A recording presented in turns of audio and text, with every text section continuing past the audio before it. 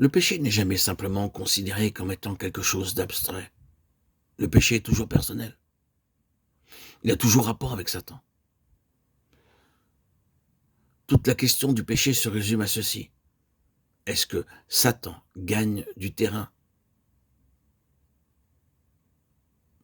Nous parlons de faiblesse, nous parlons d'imperfection, nous sentons offensés, nous sortons de nos gonds, et lorsque nous manquons d'amour, nous nous laissons peut-être emporter, et nous disons alors que c'est là notre faiblesse, notre défaut, notre imperfection, notre erreur. Eh bien, il se peut qu'il en soit ainsi, mais Dieu dit toujours, c'est un terrain pour Satan. Voilà ce qui rend cette chose si odieuse et d'autant plus mauvaise. Voyez-vous, Satan essaie toujours d'agir sur nos faiblesses et favoriser un tel terrain pour ensuite s'en emparer et l'utiliser, à la fois comme terrain d'accusation contre nous, afin de nous ramener dans l'esclavage duquel nous sommes rachetés, et comme motif d'accusation à l'égard de Dieu. Bien-aimés, rappelez-vous toujours que cette chose personnelle est l'essence de l'iniquité, et qu'elle constitue le péché. Dieu ne considère pas le péché comme étant à part de la personne de Satan, c'est toujours ce dernier qu'il a en vue. Et il voudrait nous dire, eh bien, n'oubliez jamais que faillir n'est pas seulement une chose en elle-même, mais que c'est un très bon terrain pour Satan. Et à moins de le lui reprendre, de le faire mettre en état et sous protection, il va l'agrandir, l'établir, le consolider. Et il vous sera bientôt beaucoup plus difficile de rétablir la situation. Ce n'est pas simplement un incident, une erreur, un contretemps. Il y a une personne, tout un système mauvais à l'œuvre en rapport avec cela. Oui, et quel est l'effet qu'il cherche à produire?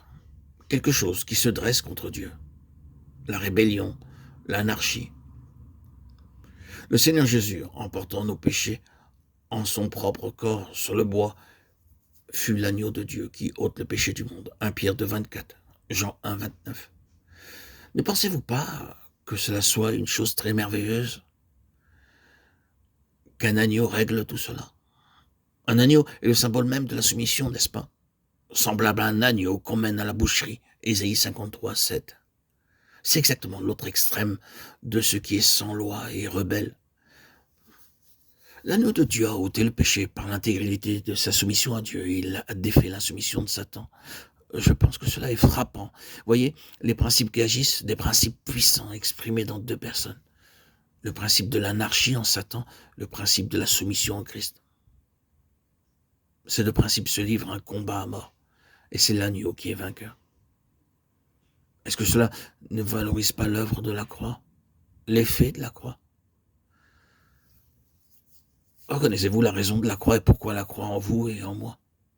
Que devons-nous hériter de la croix? Que signifie-t-elle comme principe permanent d'activité en nous? Si la croix agit réellement en nous, nous serons toujours davantage soumis à Dieu, n'offrant pas de résistance, mais l'acquiescement dans l'esprit de l'agneau. Quel conflit cela fut! C'était le conflit entre deux natures. Le conflit entre le péché, dans le sens particulier de la rébellion, et de l'anarchie, d'une part, et l'esprit de « Voici je viens pour faire, ô Dieu, ta volonté. Tu m'as formé un corps » Hébreux 10, 1, 5. D'autre part, et par ce corps sur le bois, il a traité cette autre chose. L'iniquité de cet univers personnifié en Satan. Maintenant a lieu le jugement de ce monde. Maintenant, le prince de ce monde sera jeté dehors. 1 Jean 12, 31. Chers amis, auditeurs, auditrices, bien-aimés, nous éprouvons souvent notre impuissance en cherchant à saisir cette question de la croix. Ce fut une chose tellement immense qui se produisit alors. Et je reviens à ceci. Dieu dit, nous allons régler cela ici et maintenant, une fois pour toutes. Le péché, dans le sens que nous lui avons donné, a été rencontré là, dans toute sa force. Le Jourdain regorge par-dessus toutes ses rives. Quel flux! Et il fut complètement et définitivement épuisé.